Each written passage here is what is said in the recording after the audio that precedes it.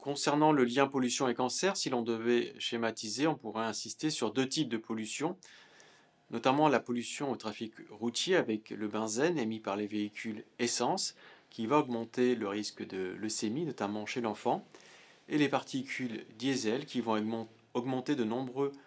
cancers, dont le cancer du poumon. Et à côté de ça, la pollution industrielle avec des taux de cancer relativement plus importants, souvent répertoriés, notamment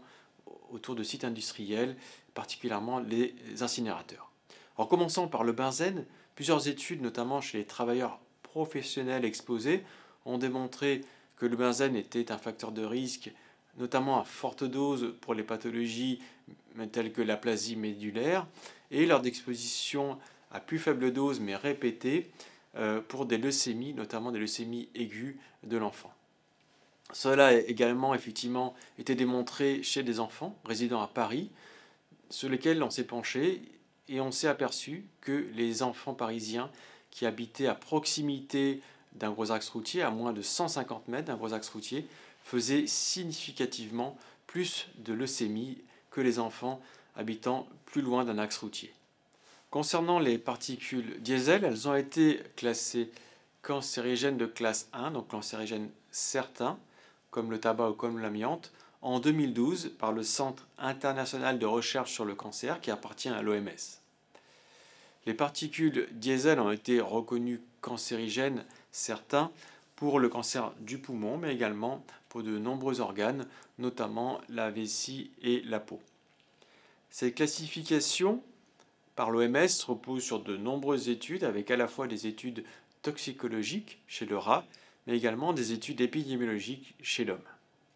notamment chez les travailleurs mineurs fortement exposés. Les travailleurs mineurs sont effectivement exposés au sein des mines à des émanations diesel liées aux générateurs. Et on s'est aperçu que pour ces mineurs les plus exposés, le risque de cancer du poumon à tabagisme égal était multiplié par 3. Pour les travailleurs fortement exposés sur une longue durée, plus de 15 ans, ce risque était même multiplié par 7, notamment chez les non-fumeurs. Cette augmentation du risque chez les non-fumeurs peut s'expliquer par le fait qu'un fumeur a déjà son risque de cancer du poumon tellement augmenté par la cigarette que la pollution de l'air ne va pas modifier significativement ce risque. Plusieurs études ont confirmé cela, notamment chez les travailleurs exposés au diesel sur les chemins de fer, l'entretien des rails, mais également dans les ports, et également ceux qui sont exposés au diesel, tels que les garagistes, mais également les conducteurs de bus et les conducteurs de poids lourds. D'autres méta-analyses ont confirmé que les travailleurs professionnellement exposés au diesel faisaient significativement plus de cancer du poumon. Ce risque majoré de cancer du poumon est également bien démontré dans la population générale avec par exemple une étude portant sur plus de 180 000 non-fumeurs qui a démontré qu'une simple augmentation de 10 microgrammes par mètre cube en concentration en particules fines s'accompagnait d'une augmentation moyenne de 30% de la mortalité par cancer du poumon chez les non-fumeurs. Une étude particulièrement intéressante a été conduite en Europe. Il s'agit d'une étude prospective sur plus de 300 000 participants qui ont été suivis pendant 13 ans, et ce, dans 9 pays européens. Cette étude prospective a démontré qu'une augmentation annuelle de simplement 10 microgrammes par mètre cube en particules PM10 augmentait de 22% le risque du cancer du poumon dans la population générale, et ce risque atteignait même les 50% pour la forme de cancer du poumon de type adénocarcinome. Pour les particules fines PM2,5, ce risque était encore plus important car une simple augmentation annuelle de 5 microgrammes par mètre cube en particules fines 2,5 augmentait de 18% le risque de cancer du poumon et de 55% le risque d'adénocarcinome du poumon.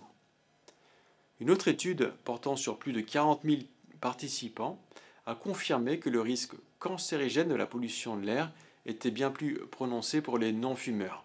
Cette même étude a démontré également une majoration de 55% du risque de cancer du poumon chez les personnes résidant à proximité directe d'un gros axe routier.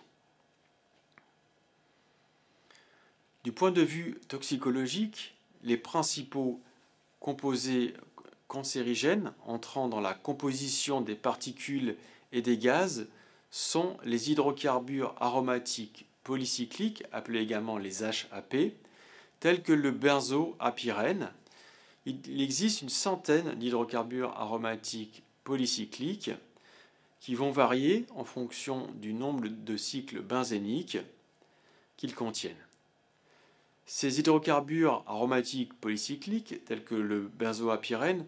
sont cancérigènes certains de classe 1, notamment pour le cancer du poumon, mais également pour de nombreux organes. C'est notamment sur base de la présence de benzoapyrène dans le tabac que la cigarette a été classée comme cancérigène certain en 1996. Ces hydrocarbures aromatiques polycycliques se retrouvent en très grand nombre dans la composition des particules de combustion, notamment des particules diesel. Vous voyez ici un schéma avec au centre de la particule en vert des atomes de carbone pur qui n'ont que peu d'impact sanitaire, mais à la périphérie de la particule diesel vont se trouver les petits points rouges qui correspondent à de très nombreux hydrocarbures aromatiques polycycliques qui sont des cancérigènes avérés. Il faut savoir que ces hydrocarbures aromatiques polycycliques sont semi-volatiles, c'est-à-dire qu'ils sont capables d'exister à la fois sous forme gazeuse et sous forme particulière à la surface donc des particules ultra-fines de combustion. Ces HAP vont être également émis sous forme gazeuse ou particulière, également par le chauffage au bois, au charbon, et également par le tabac ou les incinérateurs. On peut se figurer donc une émission diesel par des particules recouvertes d'hydrocarbures aromatiques polycycliques et de métaux lourds, entourées d'un nuage de gaz au sein desquels figurent des hydrocarbures aromatiques polycycliques gazeux qui vont pouvoir, en fonction notamment de la température extérieure, venir s'agréger sur la particule et donc passer de l'état gazeux à l'état particulaire. Il faut savoir que lorsque ces HAP seront à la surface de la particule, ils vont donc augmenter le caractère toxique de cette particule. Ainsi, lorsqu'il fait froid, une grande partie de ces hydrocarbures aromatiques polycycliques qui sont sortis du pot d'échappement sous forme de gaz vont pouvoir, une fois à l'extérieur, à l'air libre, se condenser et conduire à la formation de nouvelles particules. À la surface des particules de combustion se trouvent, à côté des HAP, on trouve également des métaux lourds dont certains sont cancérigènes, notamment des métaux tels que le cadmium qui va se retrouver à la surface des particules de combustion diesel, également du tabac, de la combustion du bois, du charbon, et également par des activités industrielles, notamment les incinérateurs. Parmi les autres composés cancérigènes qui entrent dans la composition des polluants de l'air,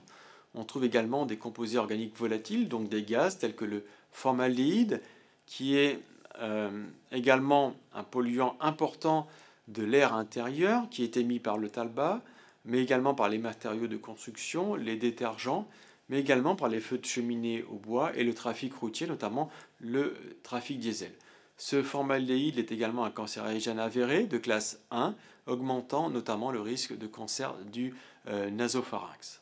Enfin, le 1,3-butadiène est également un gaz, un composé organique volatile, cancérigène, qui va être émis notamment par la cigarette, le trafic routier, notamment diesel, mais également essence, et par les industries plastiques et également les industries du caoutchouc. Ce butadiène va fortement augmenter le risque de leucémie et de lymphome. Enfin, le benzène est un composé organique volatile, donc un gaz, émis notamment par le trafic routier, cette fois-ci en plus grande quantité par les véhicules essence que les véhicules diesel, mais également par la combustion du tabac, du bois et de certaines industries, notamment pétrochimiques. Comme nous l'avons vu précédemment, le benzène va favoriser le développement de leucémie aiguë, notamment chez l'enfant.